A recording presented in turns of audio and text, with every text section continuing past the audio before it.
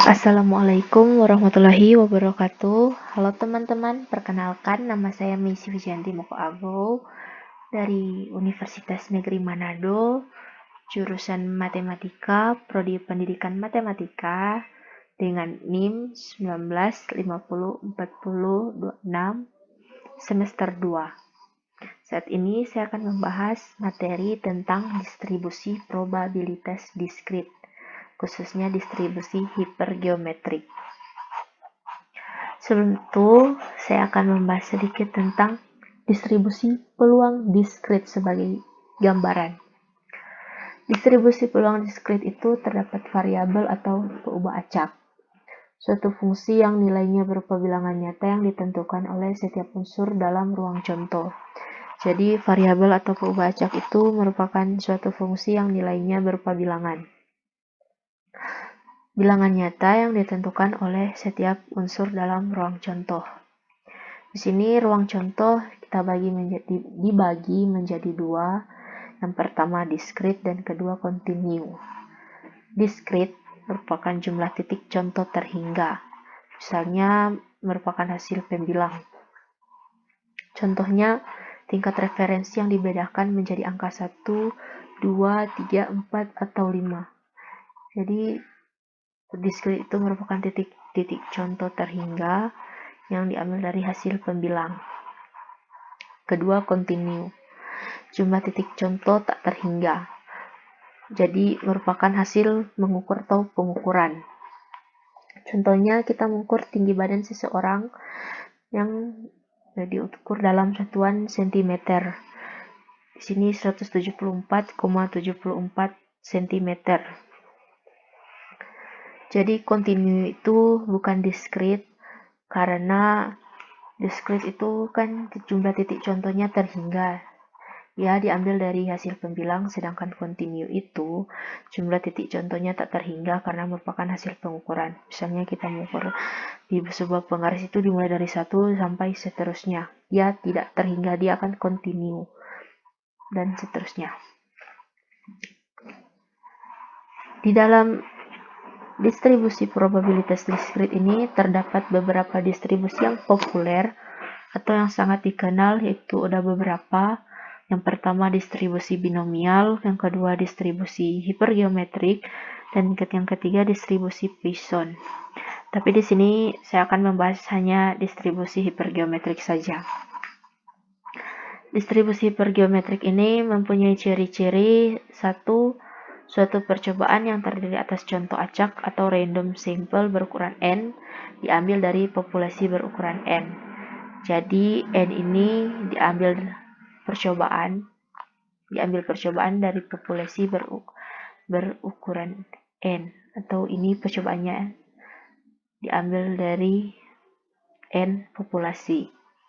Yang kedua, dengan K dari N benda diklasifikasikan sebagai berhasil.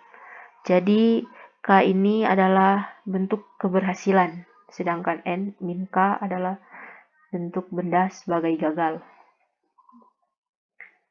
Masuk rumus H, X, N besar ini adalah populasi, N kecil adalah sampel, dan K adalah peluang sukses, sama dengan kombinasi K diambil dari X dikali kombinasi N min K, atau N kurang K diambil dari N kurang X atau N min X. Di sini merupakan kesalahan teknis, ini salah dalam pengetikan, harusnya di sini tuh X bukan K. Dibagi kombinasi N besar diambil dari N kecil. Jadi di sini ada arti notasinya. K itu banyaknya peluang sukses, X banyaknya sukses, N besar banyaknya populasi, dan N ini artinya banyaknya percobaan atau ruang sampel.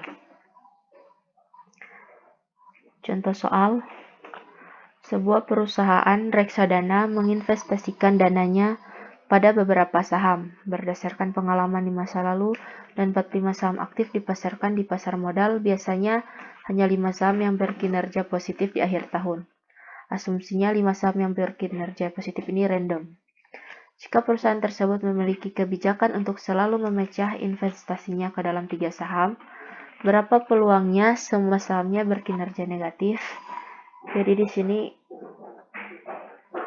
K sama dengan 5, N atau populasinya yang paling besar adalah 45, N kecil ada atau ruang sampelnya 3, dan X-nya sama dengan 0.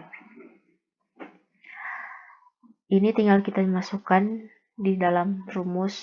Jadi H04535 sama dengan 5. Kombinasi 5 diambil dari 0 dikali kombinasi 40 diambil dari 3. Di sini kenapa 40? Karena rumusnya N min K. Jadi 40 dikurang 45 dikurang 5. Dibagi 45 diambil dari 3. Jadi hasil dari pembagian ini, untuk mendapatkan hasilnya ini kita ubah semua dalam bentuk faktorial. Jadi ini menjadi 5 faktorial, 0 faktorial dikali 5 faktorial dikurang 0 faktorial kali 40 faktorial dibagi 3 faktorial dikali 40 kurang 3 faktorial dibagi 5 faktorial per 3 faktorial dikali 45 kurang 3 faktorial, maka hasilnya adalah 0,696 atau 69,6%. Contoh 2. Suatu kotak berisi 40 suku cadang dikatakan dapat diterima bila mengandung paling banyak 3 yang cacat. Jadi, suatu kotak berisi 40 suku cadang bisa diterima apabila hanya mengandung paling banyak 3 yang cacat. Suatu kotak akan ditolak bila sampel acak ukurannya suku cadang yang terpilih mengandung 1 yang cacat.